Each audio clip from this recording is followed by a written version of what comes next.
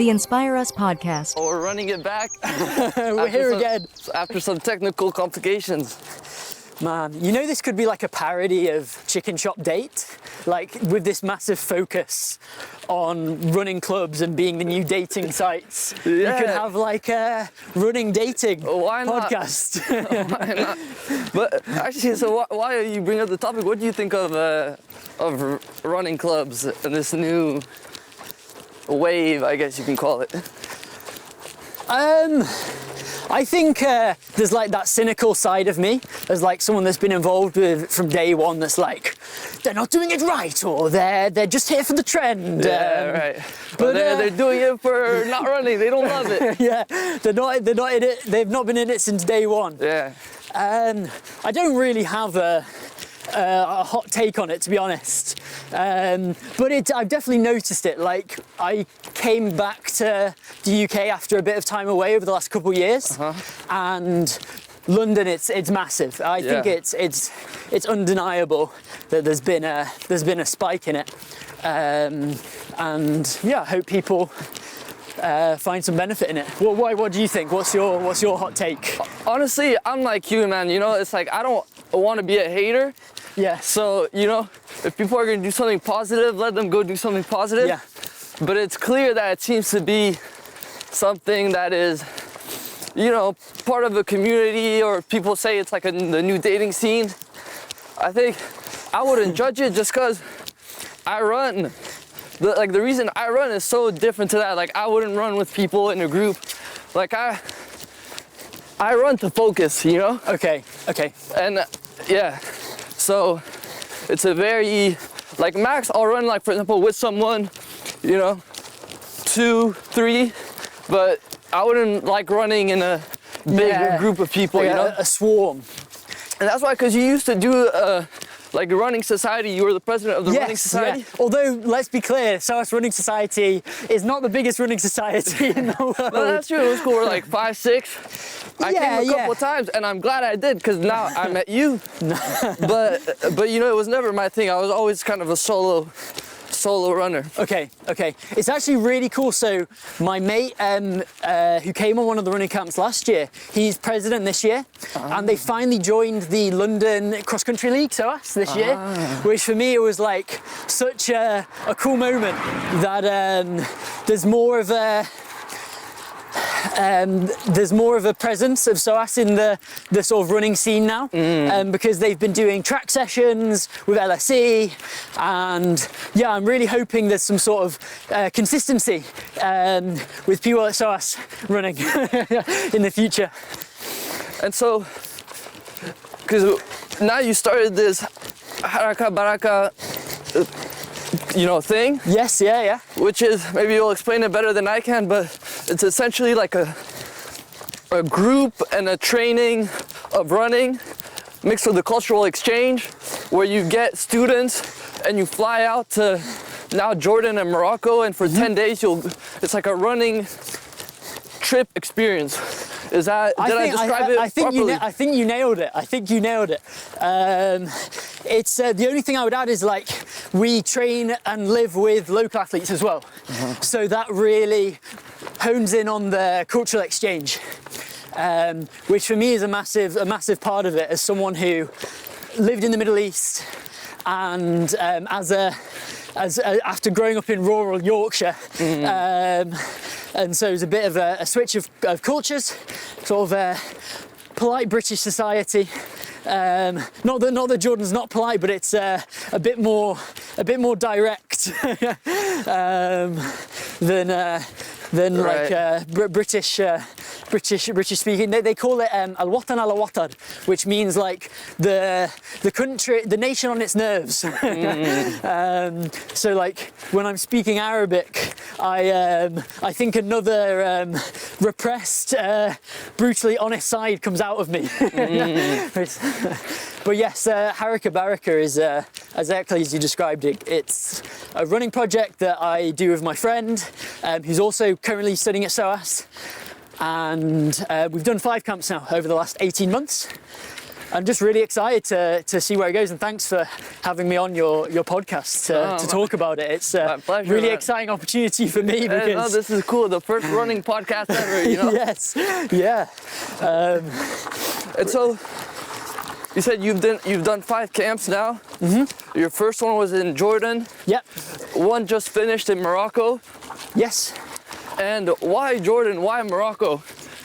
Very, very by chance, really. Like I just happened to live in Jordan, so it reflected my interests and just my time there. So you lived in Jordan? I lived in Jordan, yes. Yeah, I lived in Jordan before the first camp for 12 months on my year abroad. So the first camp really came out of training daily, because I'm sort of a competitive runner with a local athletics team that I got in touch with through my grandma, strangely enough. Like, she knew the like president of Jordan Athletics, and he put me in touch with this local coach. And so I turn up sort of my first week in Jordan, not knowing any of the local dialect, and I get introduced to this group of local young runners, like sort of between like university age, like myself. Right. So it was perfect. And actually the majority of them, almost all of them, didn't speak any English. And so it was a really good opportunity to practice my Arabic. And they really taught me their dialect through running. So my strongest part of my Arabic is probably calculating running splits in Arabic, because the coach would like yell out at me like, Sabah Shireen, mish Sabah Wahad Ashireen. Like, it's 7:21 per lap, not 7:20 per lap. And so that is forever imprinted in my mind. But the camp came out of seeing, wanting to give back something to the local running scene, or just continue to be a part of it, basically, because I was so enjoying it when I was there. I was like, I'm going back, I'm going home now, and this has been such an amazing experience for me. Like, I trained every day with them. I've never had a team like that in the UK, where like I spent 2-3 hours with these guys every day, training and chatting, and so the running camp was a way to continue that connection, because what we did was, when I went back to SOAS after which is the university I was at studying Arabic from my year abroad, I organised a camp that brought the members of the SOAS Running Society out to Jordan to live and to train with the Jordan athletes that I'd met the year before, right? So that's how it started. Yes. You were living 1 year, you start training with these guys, you loved it. Yep. And then you're like, wait, I want to come back. You bring some people with you. Yes. And then it snowballed from there. And then from there, now you're like, so, and then how did Morocco happen then? Morocco happened because one of the guys from SARS that came on the first camp had spent a lot of time in Morocco. And so he sort of told, I'd never been to Morocco before, and he was telling me all about how like it would be perfect for a similar experience. Like we've sort of talked about before, how Morocco has a bit more of an established running culture than Jordan. Yeah. Jordan, I think, like in times wise, professionally wise, I don't think they've ever had an athletics medal, whereas Morocco is the home of a series of champions, including now Soufiane El Bakali, the Olympic champion at 3,000 meter steeplechase, pretty much undefeated for many years in a row now, and Hisham El Gourouj, who is the world record holder at 1,500 meters and the mile, and a sort of a towering embodiment of what's everything that's good about sport, in my opinion, at least. And not only that, they also have a culture of long distances, like, you know, le Marathon des Sables. Yes, yeah. Like, that's a crazy, and it's a crazy race where basically they run, it's an ultra marathon through the desert, basically. And it's always number 1, number 2, number 3 Moroccans. Yes, yeah, and actually I know some of the, so I think the winner of that, like 8 or 9 times, he's called the Rashid Al Murabati. I might apologise if I've pronounced his name wrong, but I've never met him, but he's a close friend of the trail runners that we work with in the Atlas Mountains, and they're beasts, man. Like, it's especially the downhill. It's a sight to behold how they they descend, they're running down the scree, right? The small stones. So the ground is moving under them. Like there's no sort of gathering your balance. It's constant movement. Right. And there's a real joy when you see them descend down the mountains. Or as long as you're not in a race behind them, or maybe even when you're in a race behind them, it's still fun to see them. It's humbling to see. Yes. Because it's also at altitude and heat. Crazy. But it's good. So basically, and now it's snowballed into this thing, and you're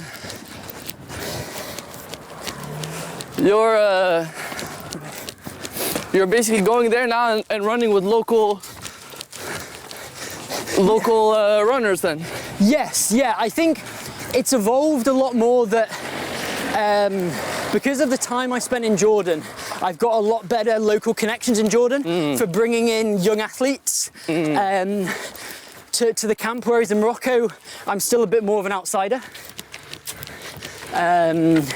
So it's definitely, there's more of an emphasis on building up local athletes and creating opportunities for them in Morocco, in Jordan than there is in Morocco.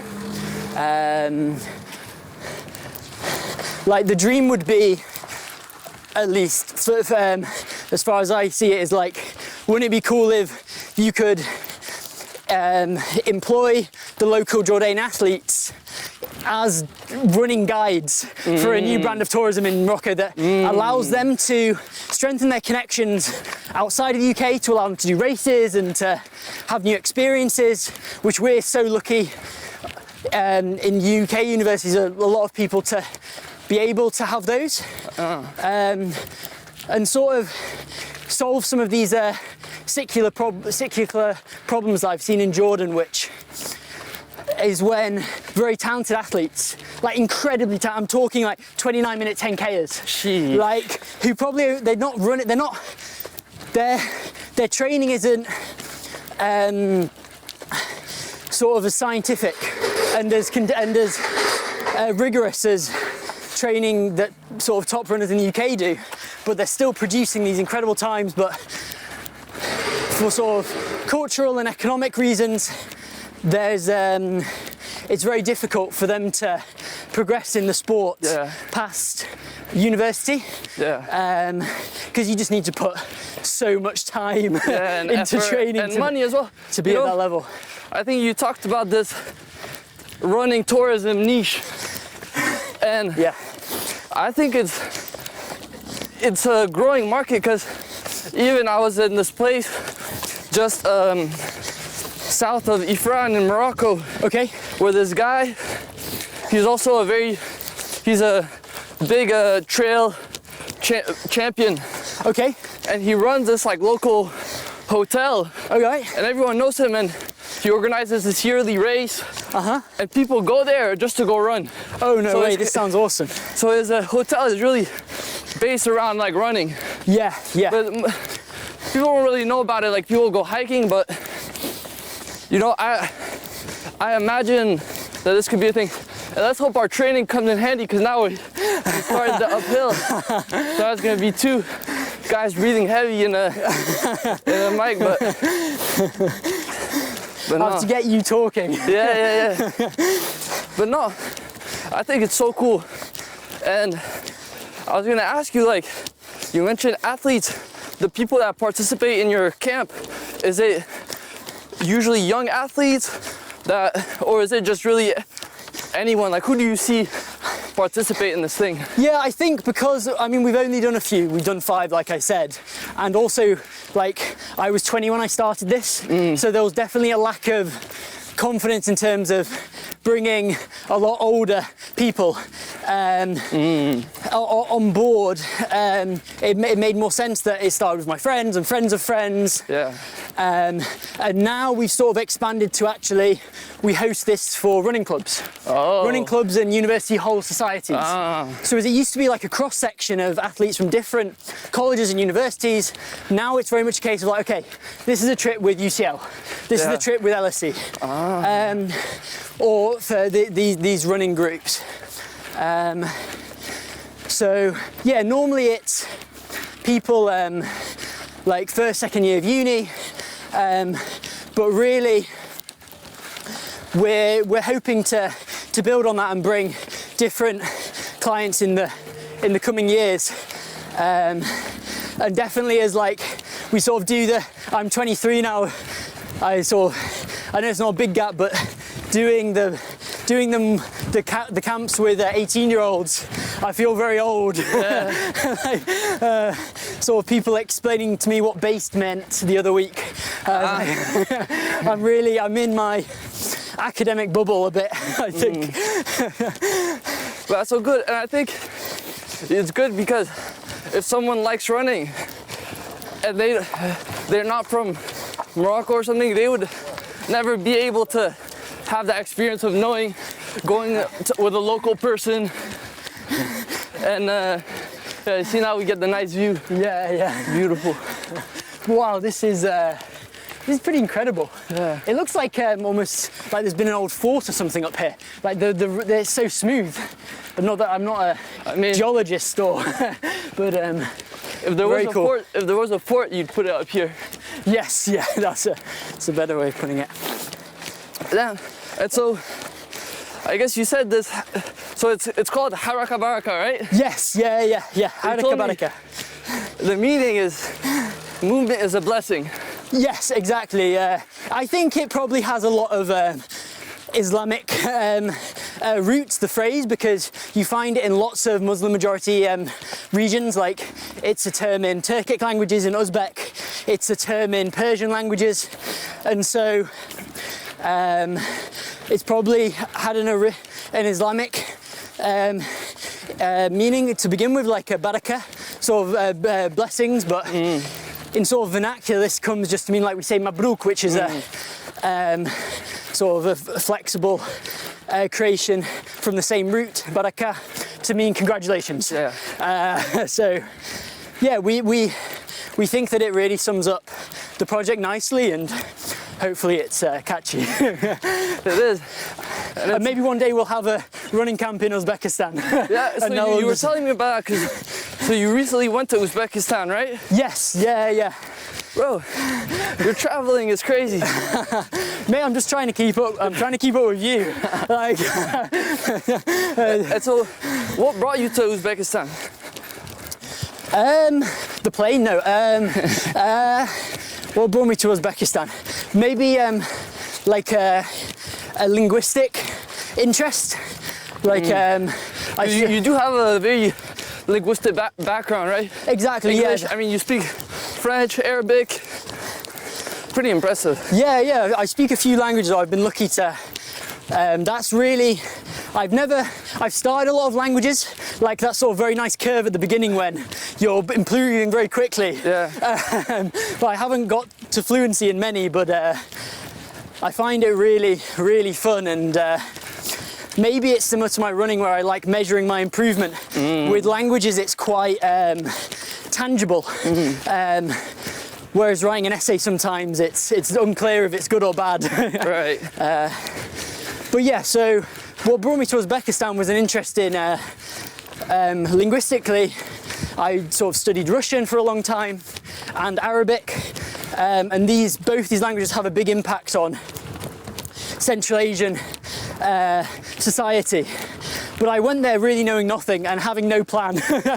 But it's funny how it sounds very cliche, but my love of languages and running really guided my time there. Like whenever I go to a new city or a new place, like you can feel quite jaded traveling a lot. I don't know if you have this.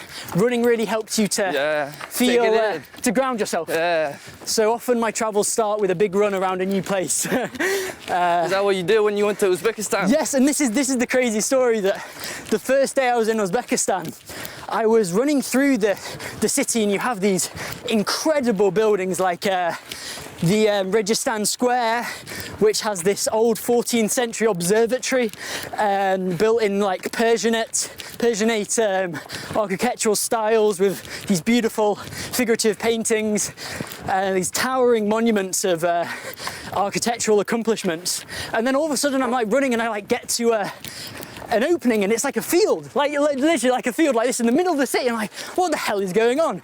Well, obviously, like, and the sheep and the shepherds, like, this is in the middle of the city. What do I do? And I was sort of, I'd like flown overnight, and I was like really tired. I was like, am I tripping right now?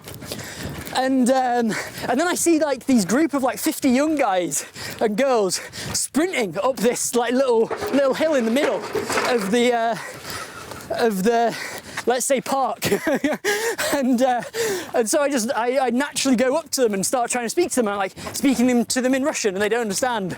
And I start speaking to them in Uzbek, which I know a tiny bit of, and they don't understand. And like, oh, it's, they speak Tajik. And so we're communicating via Google Translate. And then I find myself the next day. But like, what are you trying to tell them when you're speaking? Like, what were you trying to find out? I'm trying to ask them, I'm trying to get to know who they are, explain who I am, and see if I can train with them while I'm in Samarkand. And so the next day I find myself doing this training session with them at the track. And maybe that's a nice, I don't know, that's a nice explanation of my relationship to running and the joy it brings me, and why I do it. But now you want to try to bring the Haraka Baraka, do a camp in Uzbekistan, maybe? Maybe that would be a dream. But yeah, man. And so how did you said that's your connection with running? How did you get into running? Like, what's your background in running? Yeah, that's my grandparents are big runners. Oh, are they? So like there you find old photos of them back in the day doing like New York Marathon. Oh, damn. I don't know, they didn't have proper running gear back then, or they were running in like their joggers, or like this sort of very sweaty, sweat-inducing clothes. Right. But yeah, they really pushed me into running. Oh, really? But yeah, but what about yourself? Like, I feel like you got me talking all the time up the hill. That's clever. You followed my strategy, but now we're on the downhill, so yeah, I'll talk. My turn now. How did you get into running, Alex? And what does it sort of mean to you? So, I was telling you earlier, before our technical difficulties, yes, that when I was like 8, 9, there was a cross-country club at my school. Okay. And I just started training with them, got into it, and I love running in nature. Also, like, ever since I'm young, my dad always takes me hiking. I'm always in nature, so I always found directly that running in nature, which is cross country, is so nice. You're on a trail running in trees. I love it. And yeah, I was good at it from the jump. And I told you that story where my parents came late to the race. They see me driving alone. They're like, "Oh, damn, he's last." People start clapping, and they realize I was first. They like telling that story, but then I kind of stopped, and I got back into it now. Not necessarily I don't really have goals with it. I don't tell myself, I'm gonna run in this time, and I just do it really for being focused, and I feel like it's something I should do. You know? Yeah. Like, it's some people, they have to be on the right path. Some people they say, I have to hit the gym, I have to do this and that.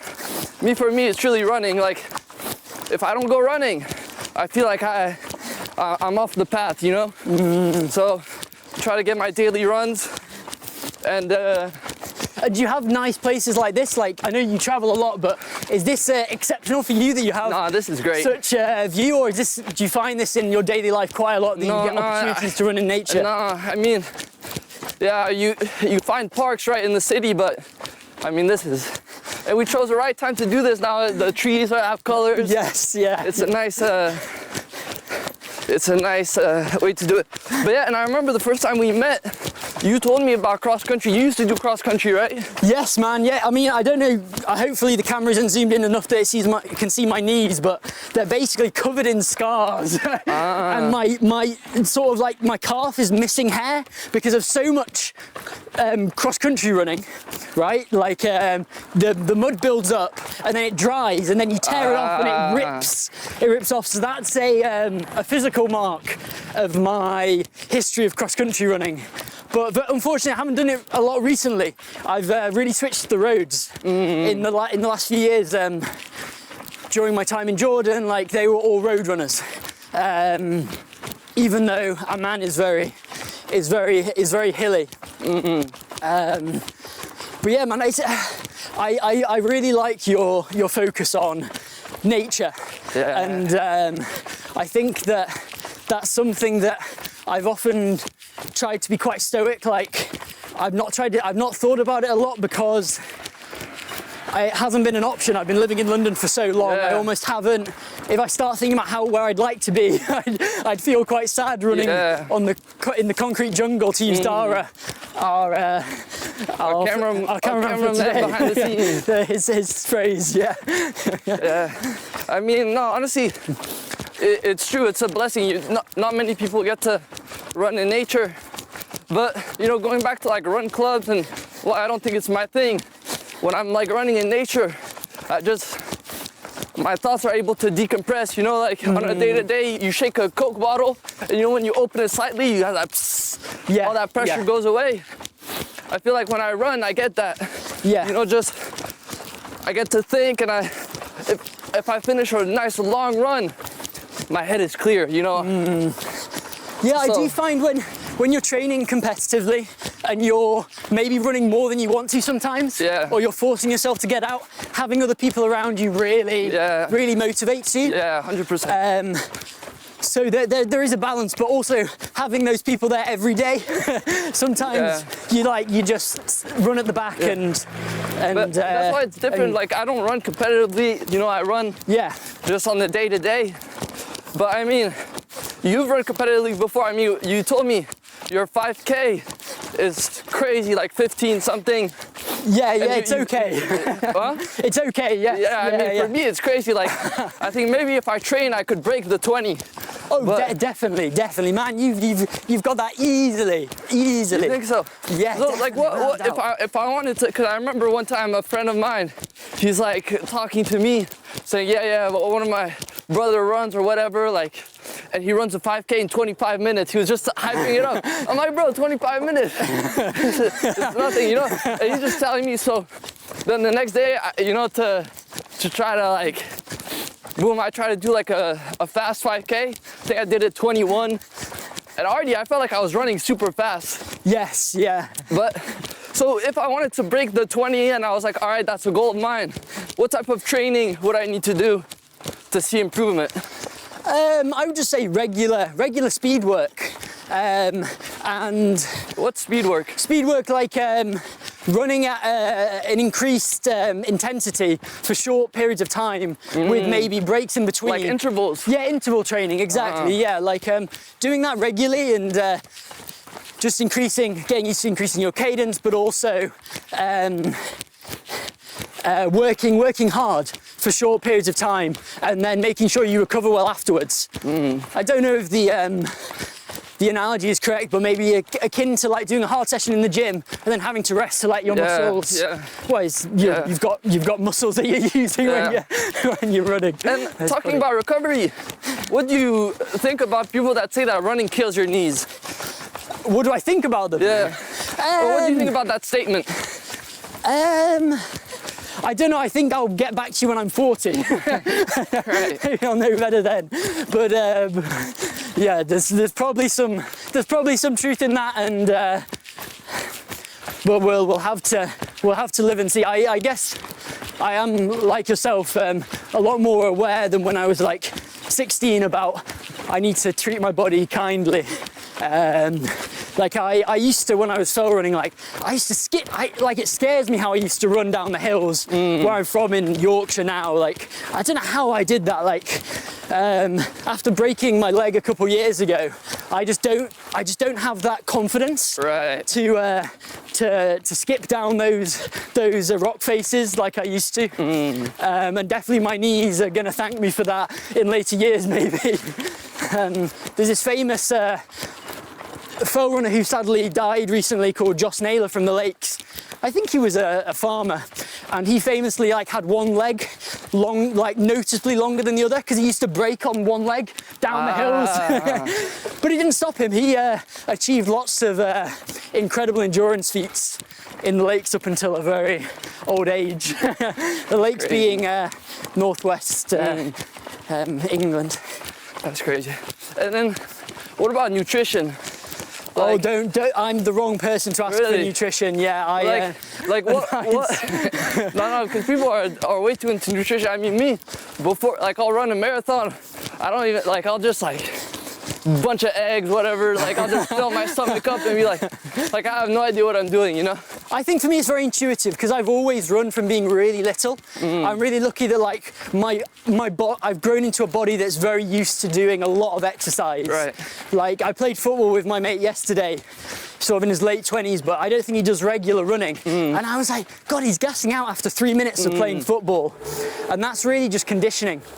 And I think maybe similar to running and nutrition, like, my body's used to is used to those experiences.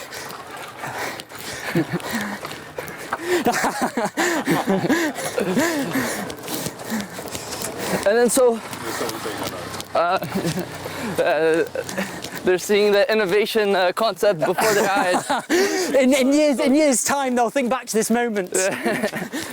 And but no, I think it's so cool what you're doing with Haraka Baraka, because like, running is cool, but being able to go to these places, like I say, I'm a big fan of running in nature, and you don't get to do it, you know?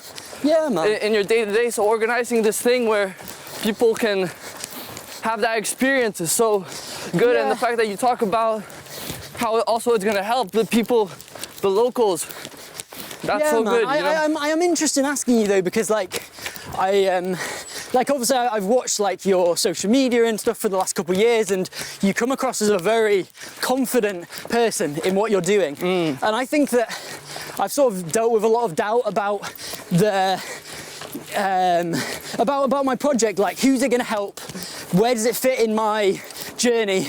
Am I taking something from the local societies, and how do I give back? And I don't know, like, how do you justify what the sort of decisions you make to yourself? Right. I think everyone has doubt. Even with this podcast thing, bro, I had doubt starting it, you know? Yeah. But you need to have confidence. If you're not gonna have confidence in what you're doing, bro, people are haters, man. And they're gonna break you down, you know? So if you don't have that mental strength to go forward, and whatever, you have doubt, but you don't show it, you know? But I feel like you use this idea of, like, an external hater to motivate you, whereas I'm my biggest hater. No. Me, I love haters, man. I love them. Hate on me. It'll push me, man. Like, even if you don't hate on me, I just think you're a hater. Dara knows, you know, I'm like, man, they're hating on us. They don't want to. I love it. You know DJ Khaled? Yes. He has this thing. He's like, they don't want us to win, so we're going to win more. You know? I guess that's interesting. Like, I feel like I've been lucky, or I don't know, maybe this is a first world problem, like, to have a lot of support and encouragement growing up. I think the doubt comes in not knowing if it's going to be successful. You know, it's like, is this gonna work? Yeah. I think that's. And are you wasting your time? Yeah, are you wasting your time? So, I think what helps is, and that's what is, you know, we're talking about first world, is working on building something that's meaningful. You know, you know, people will build a company, sell it 47 million, and become depressed. You know? Yeah. Why? It's because they're not building on something meaningful. Yeah. Me, I think what really drives me is I have a very clear vision on what I want to build, and for me it's something very meaningful, you know? Okay. And when you have that, it's like, as long as you know you're gonna do good and you know the impact you can have, like, that's all the motivation you need. And I guess I'm quite a confrontational person in that sense, you know? And maybe also that drives me in my running, you know? Yes. I'll do, like, long distance runs. I'll be, you know, like, Yeah, like they don't think I can do this. Basically. Yeah. You need to have these mental, like in my day-to-day, you see you talking to me, I'm not like that, but I get into that zone, like, okay, I'll go running, I'm like, look around, who's doing it like this, you know? But where do you think that comes from? Like, what are the roots of that? Because that's such a strange, not that it's strange, but it's such an alien idea to me. Like, is that pop culture? Is that, I mean, experiences that you've had? Probably pop culture, probably a lot of David Goggins. Okay, you know? okay. Probably, but you know, I think to myself also sometimes, is that really necessary? Because I also meditate a lot, you know?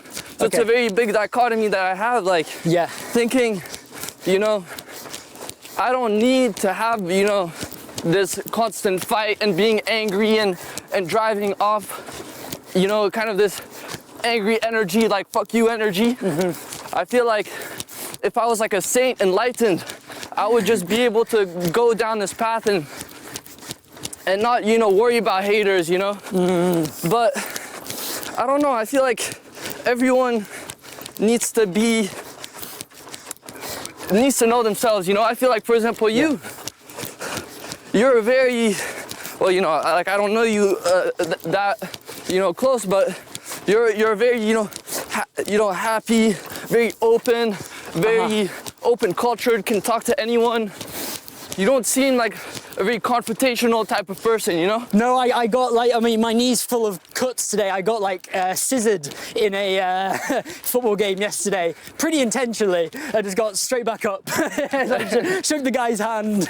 Like, oh, you didn't mean it. He's like cursing me under his breath. Yeah. But yeah, man. But then again, you know, you'll say that you have that, but look what you've done. You know, you built this company, now you've already done 5 outings, and it's not something that's easy. You're having to organize this thing where you're bringing people to a foreign country, you know, where you're not from there. Like this is not an easy feat. You've accomplished something that's but I great, think the thing that's driven me has been passion. And actually at the time I don't really know why I'm doing it, but then I think that the thing that's given it meaning has often been afterwards. I've linked things together and be like, okay, that's why I did it. At the time I remember thinking like, God, this is stupid, I'm wasting my time. And maybe I'll think that still in the future.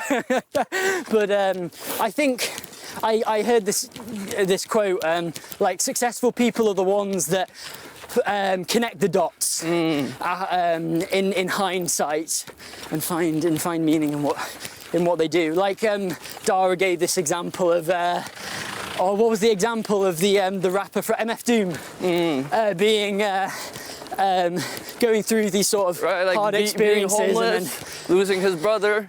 Or even there's maybe more like classic examples of like the story of Joseph in the Quran. Like Joseph goes through moments of doubt and he appeals to God for guidance, and like his doubt is not a criticism of him, it's a part of his experience. And I think that this sort of like triumphalist reading of some stories of the prophets isn't always the message that I get from them.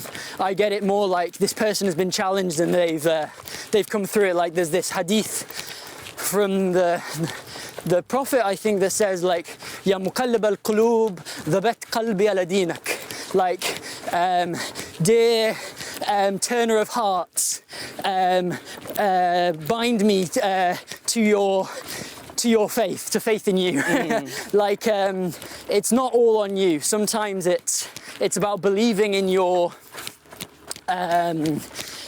it's about delaying sort of judgment till after the fact. And this isn't to say that I'm not Muslim myself, but I like that there's you can get inspiration from anywhere, which is maybe what your podcast is about.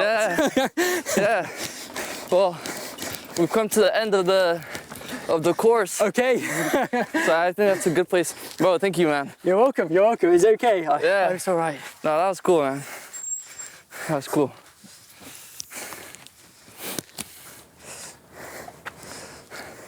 That's a good place to end it. And yeah, I guess we'll cool down a bit. Yeah. And so now with Haraka Baraka, like where do you want to take it next? We're doing podcasts as well now. Oh, really? We've got a cool podcast coming out. Nice. With like local athletes and young athletes from Saudi and Oman and Morocco, in Arabic and in Amazigh, which is cool. So maybe create more of a brand. And then hopefully, yeah, we're bringing more societies in April. We're not doing. That's the next. Yeah, we're not doing Jordan this year because of the war in Gaza. We're postponing that for the time being. But we're doing Morocco, and we're doing another location. We're going to go do the track camp in Ifran, where you've been. Oh, really? Yeah. So I'm really interested to get the contact of the guy you're because this is the insecurity that I'm talking about. Is like I don't want to step on anyone's toes if someone else is doing it better, and like I don't know Morocco that well. Yeah. And, I mean, to be honest, I really have this. I think, especially going into business, you need to have a plentiful mindset. Like there's room for everyone, and I think that. You're bringing business, you're bringing people that wouldn't be there if it wasn't for you. So, no, man, and especially the running community, they love it. They love it so much, you know. Mate, when I went to Ifran, because I went in April, and we were sort of driving up to Ifran from Azrou, which is this sort of town at a lower altitude, and there's like this massive cross-country race going on, like hundreds and hundreds of athletes from all over the region. I was like, I've never seen that in Jordan. This is the first day, and like the passion and the athleticism, mate, it's crazy. And I really think there's that talent in Jordan.